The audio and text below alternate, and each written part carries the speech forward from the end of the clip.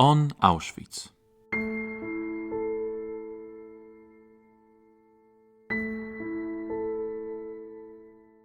The history of Auschwitz is exceptionally complex. It combined two functions: a concentration camp and an extermination center in gas chambers. Nazi Germany persecuted various groups of people there, and the camp complex continually expanded and transformed itself. In the podcast On Auschwitz, we discuss the details of the camp's history and our contemporary memory of this unique place.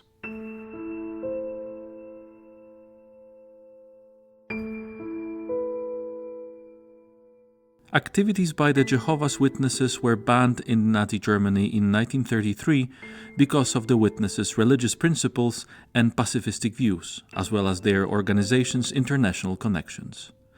As a result, many of them were incarcerated in concentration camps. Teresa Wątorcichy from the Memorials Research Center talks about the history and fate of some 400 Jehovah's Witnesses in Auschwitz.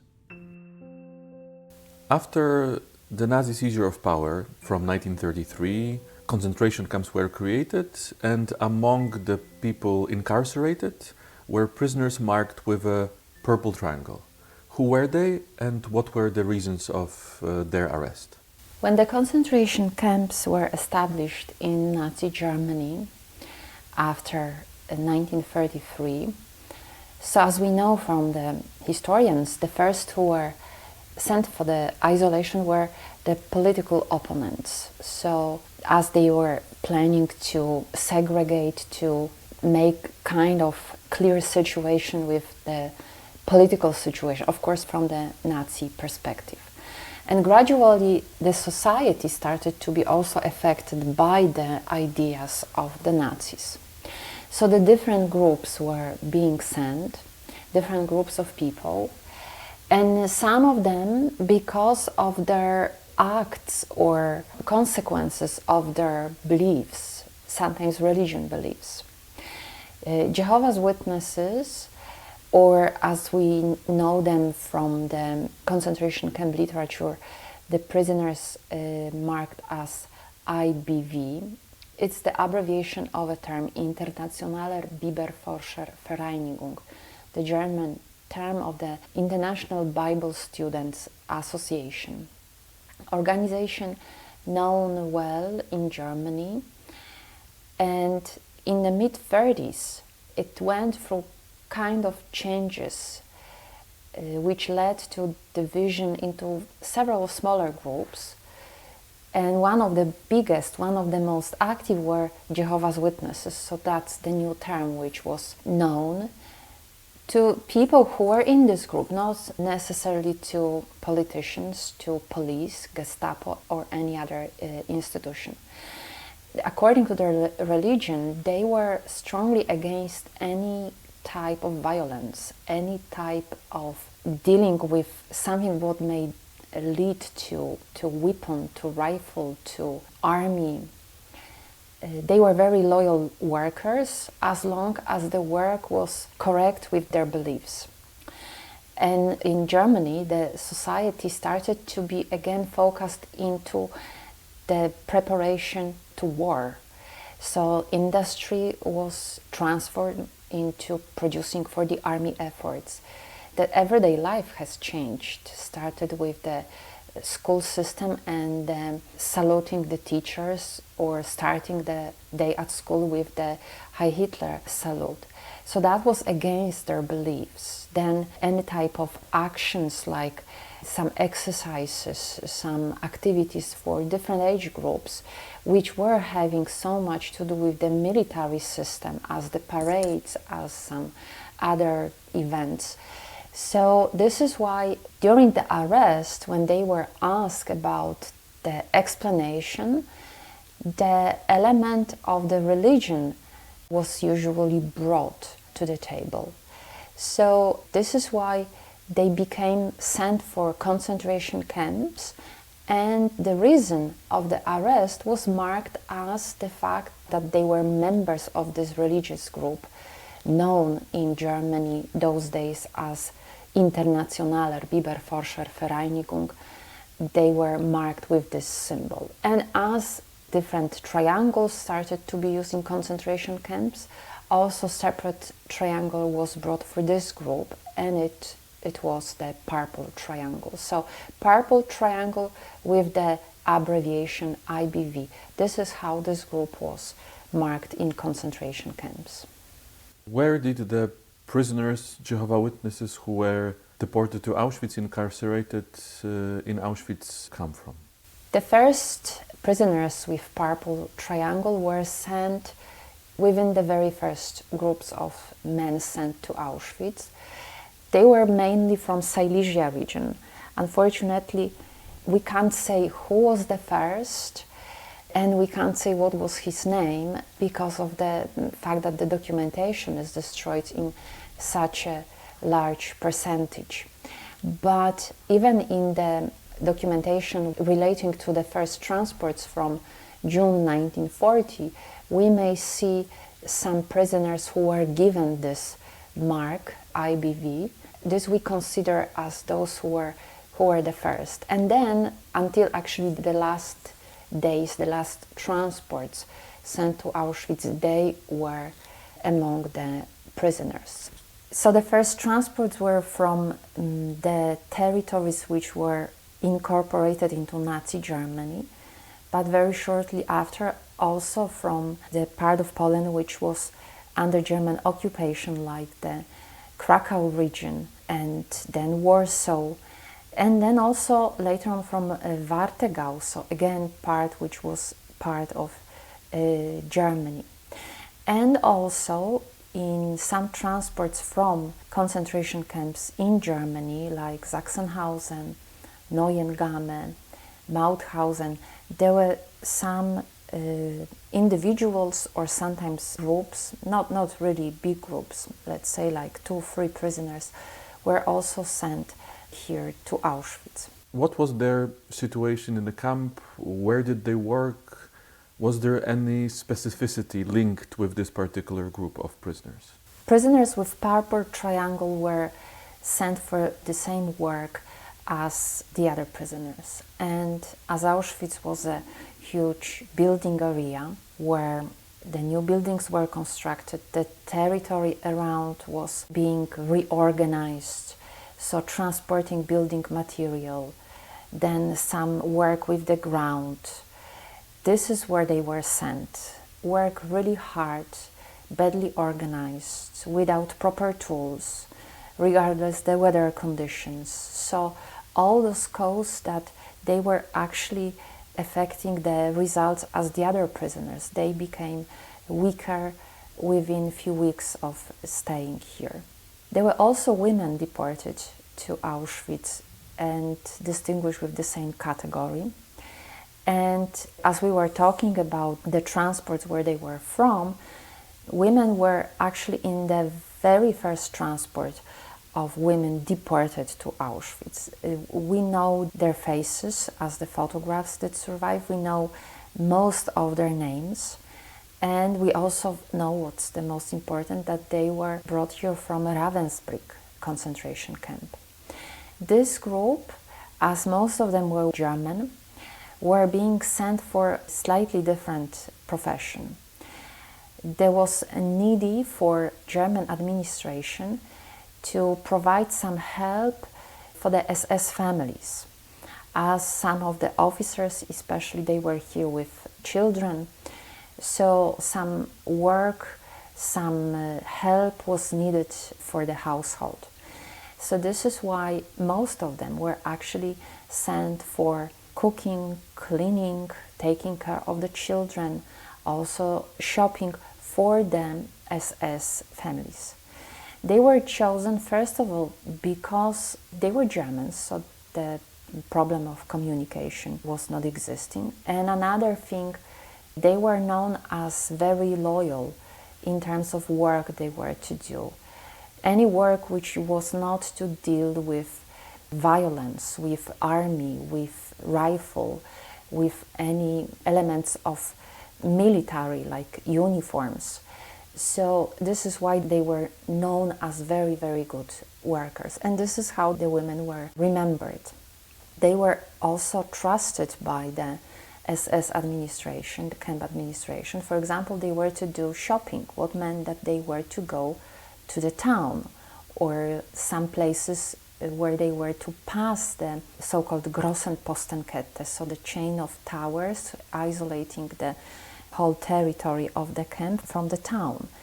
To pass this area, they needed a document, Ausweis, so special paper was provided for them with the photograph, and the photograph was in a civil clothing, so not the well-known prisoner type with the striped uniforms. They were dressed like a photograph for any type of documentation. And in the document there is also said where they are working, exactly the name of the SS officer, all just the place. Again, the places were for the SS guards. So they were having the chance to move around. And again, there was no fear for the Germans that they will try to escape because of the collective responsibility. The prisoners knew that they may brought some revenge to the other inmates with this triangle or another category. So this is why they were not escaping.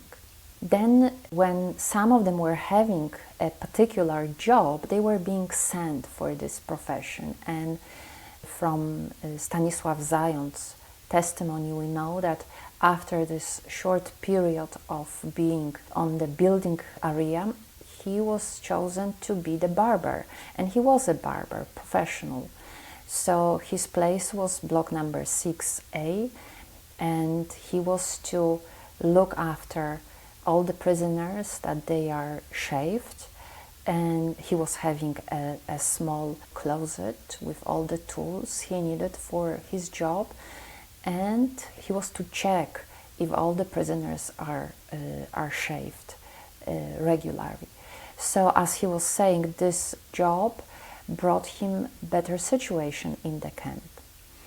There is also a known case of the prisoner with this category, the purple triangle, brought here from Neuengamme, Henricus Hack. He was Dutch and he was arrested in Holland.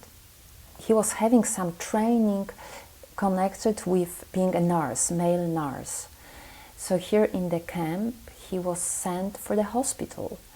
That was the period when the camp administration started to pay more attention to the health, to the condition of the prisoners being used in different working area. Basically, they needed desperately hands for work. So this is why the prisoners who could recover in the hospital were to be provided some form of help. And this is why a group of male nurses were brought here to the camp. How did other prisoners remember Jehovah's Witnesses in their testimonies? When I started my work on this project, that was around 1998, Kazimierz Smoleń, the survivor of Auschwitz and former director of the museum, was visiting our department very often. He even had the office on the same floor. So one day I approached him, and as I was in the process of collecting the testimonies, going through the volumes in the archive, I decided also to ask him. We were just walking down the corridor, so when I told him about my project, he stopped and he said they were the most reliable people in the camp, the most honest people in the camp. Then he mentioned one man he remembered. He was from the same area as he was coming from, so this is why they knew each other in the camp. And then going through the different testimonies of the prisoners, I realized that there are many this type of opinion. There were no many descriptions of relations, of some events in the camp, some situations, because in fact that was a very small group in the camp. Just occasionally they could meet. So first of all, they were very good workers. They were trying really their best, any type of work they were to do, again, which was not relating to violence, to army. So the work on building construction, like transporting the building material, they were always ready to work. They were not cheating. They were not pretending being sick, being tired, or whatever. Just within the time given for work, they work with their all positive attitudes. And it, of course, was commented differently by the prisoners. Some of them were admiring or being surprised in a positive way with their behaviors, but some of them were saying that actually they are putting into risk or bad light the other prisoners who were just trying to save their strength, save their energy to work longer, to have a chance to work another day, another week.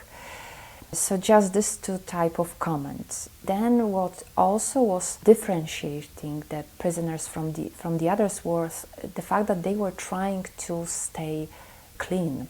Clean in a physical way, I mean clean uniform. They were trying to follow the hygienic sanitary rules. The access for the washroom was limited, but even with this crowd of people entering, they were trying to have the moment of washing. If the uniform was dirty, to clean it. If it was ruined, to fix it and to have proper look. Jan Otrębski, deported here and registered as political prisoner, knew that there were some Jehovah's Witnesses in the camp, and then he was trying to find them. He was sent at the beginning for some work by building, and his physical condition was so bad. Also, he didn't have the chance to look after his uniform. So one day when he found finally a small group of prisoners with purple triangle, he was so happy. He started to talk to them, and they looked at him in a really surprised way, because the way he looked, dirty, the uniform was just ripped in many places. Only his knowledge of the literature of the Bible convinced them that he really was part of this religious group. And the first they were telling him was, well, you say you are Jehovah's Witness, but why you look so bad? Why you look so poorly? He was injured at the same time, so this is why he was in so poor condition, and the group helped him to recover. In terms of women, especially those who were working in the household of the SS families, they were having more chances to stay the way they wanted. They could wash their uniforms. They were having the regular access for the sanitation. But, for example, the food they were receiving was the same as the prisoners. So they were cooking for the SS families, but the rations for them were brought by the prisoners from the camp. So again, they were always treated with all the camp regulations. Some prisoners were maybe a little bit jealous about this situation, that the female prisoners were staying aside. But also it was a risky situation. If there was any little suspicion that something disappeared from the house, or they were not doing the work correctly to the camp regulation, they could be responsible for that, and in the first place. So it was very, in a way, good place to be, but also with great responsibility. Just going back to stories that they try to keep themselves clean and they try to look normal. What is the reason of this in their community? During my work, I asked the survivors several times about this aspect, and their explanation was very short, very brief actually. They were saying that's part of the general attitude to life, just to have everything around them in a very clean and very modest way. So having just simple clothes, like the camp uniform, was enough for them, but it has to be kept in a proper way, in a clean way. It has got to do, again, very much with the attitude to their duties, like you mentioned work, the attitude to work, that it has to be done in a way it is considered as the right way. So if they were to transport the 10 bricks, so the 10 bricks are to be moved from place to place, as that was their task. So no cheating, no pretending of anything, taking care of themselves, and also that's another thing they were stressing during the conversation, taking care of the others was also very important. Well, they were taking care most of the time of the members of their community, of the members of this religious group. As there were some other prisoners around, maybe this kind of help or this kind of solidarity became too difficult to spread. There were just far too many people who were in need. And not only just this material help was important, also emotional, moral, which was again based on the religious. During the meetings, the very small meetings of 10 or 15 men on the corner in front of block number 15, they were based mainly on some discussion, very short discussion, analysis of a piece of Bible, and the prayer. So that was what was the unity for them, their beliefs. And as they are saying, this brought them kind of calm, kind of strength and positive attitude. They were all in poor condition in terms of being in concentration camp, but this religious aspect for them was having just this really important factor, clearing many of the doubts, or eliminating many of the doubts they had.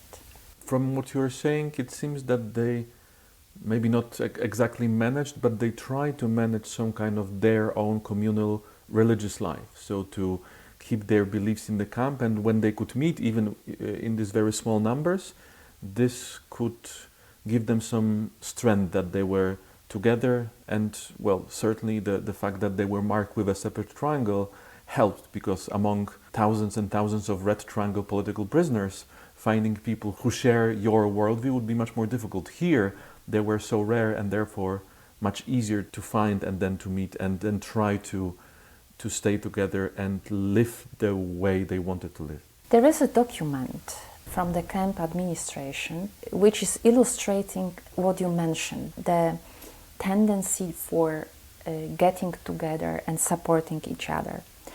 It turned out that the prisoners with purple triangle were organizing some meetings, and also they were sharing their religious views with other prisoners marked with different triangles, red, green, black. And that was recognized by the camp administration as some actions against the camp, against even the state.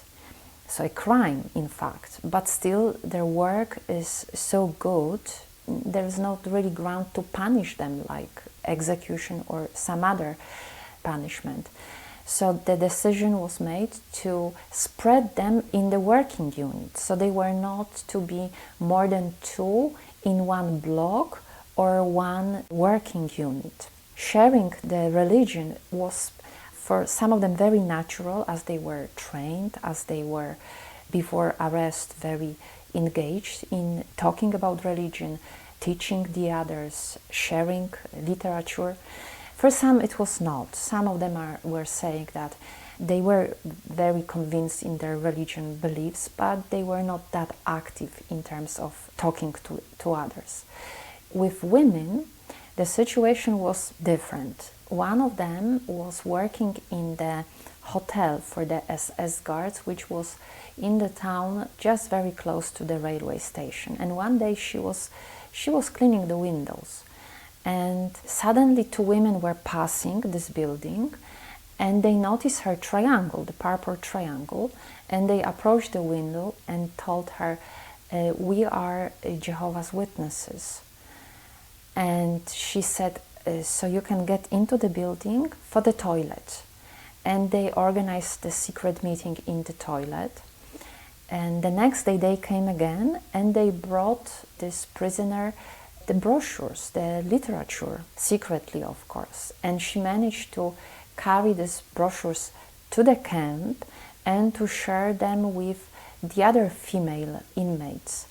And as they say, that was for them really great joy, not only because of the literature, but also because of the fact that there were people outside who knew that they are in the camp, and they were trying to help, to stay in touch, to support them in the way they could.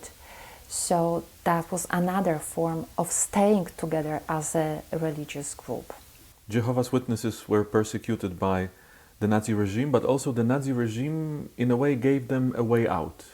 The only request was that they reject their faith, and then they would be, for example, released from a prison or a concentration camp. Do we know any cases of using this possibility of a way out? During my conversations with the survivors, this topic appeared several times. The first time they are saying, after they were arrested by the German police, this idea was brought. Andrei Szalbot was to join the German army. He was 18, so the age that he could be called for the army, and his mother signed the Volksliste, so the brother was already in the army, but he was Jehovah's Witness, and he didn't want. He saw the brother coming back from the army, how devastated he was actually seeing the war. The police, during the interrogation, was offering him, well, you can sign the document and we will let you go. You don't even have to join the army. And he refused. Then, when he was sent for the camp, from time to time, the politische Abteilung, so the political division, was calling the prisoners, and the same document was on the table, that they are to sign, that they consider the religion as wrong, and they promise not to be in touch with any people with this group, and that was the path to be freed from the camp. All the survivors I interviewed were saying that they never met in the camp anybody who signed this document. Going through the documentation, I found a case that the female prisoner with this category was released from the camp. But most probably that was during just the routine situation in the camp, that a group of prisoners was released from the camp. It happened from time to time in Auschwitz. As there was no evidence of some documents she was to sign, and also in her interview she never mentioned this type of paper, and she became all her life a member of this religious group. This situation was absolutely exceptional in the camp. That was just the only group which was offered this possibility to be freed. From literature, I know that in Mauthausen there were cases that some prisoners decided to do so, but here in Auschwitz, the evidence I managed to gather was not proving this situation. Could you summarize on one hand, the fate of Jehovah's Witnesses in the camp? What numbers are we talking about? What do we know about how many perished in the camp? And what was their fate after the war? To say exact number of the prisoners with this triangle in the camp is impossible due to the documentation destroyed in such a number. So in my research, I gave the number of 152 people who were distinguished with category of Internationale Bibelforschervereinigung, International Bible Students Association. but there were so many which were given here red triangle. I already mentioned Jan Otrębski, Stanisław Zając. When they were brought for the camp, they were not having this orientation, this information about the whole system, the whole procedure. Jan Otrębski was saying that after he met his friends from the religious group, he also was brave enough to approach the political department and ask to change the triangle, but he was of course sent back for the camp and without any changes. So some group was given different colors, and also about some people we know that they were here and they were Jehovah's Witnesses, but we don't know the number or we don't know the category. Altogether, in my research, I was giving the names of 382 people. As I said, 152 with this category and with this purple triangle. What happened to them? Mortality rate was, especially among men, the same as the other inmates here in the camp. Those who survived till the evacuation were either transported to Germany in the autumn of 1944 or were in the evacuation. Some of them were also in the sub-camps of Auschwitz, so the evacuation was from the other places. In terms of women, a large group was included in the evacuation in so-called Death March, so they were marching from here to Wodzisław Śląski, Loslau at that time, and then they were transported for Germany.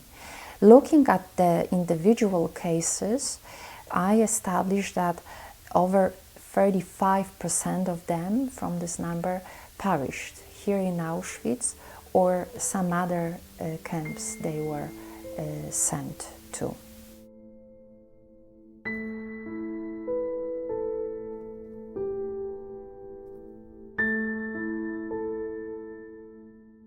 You can find all our On Auschwitz podcasts at www.auschwitz.org/podcasts.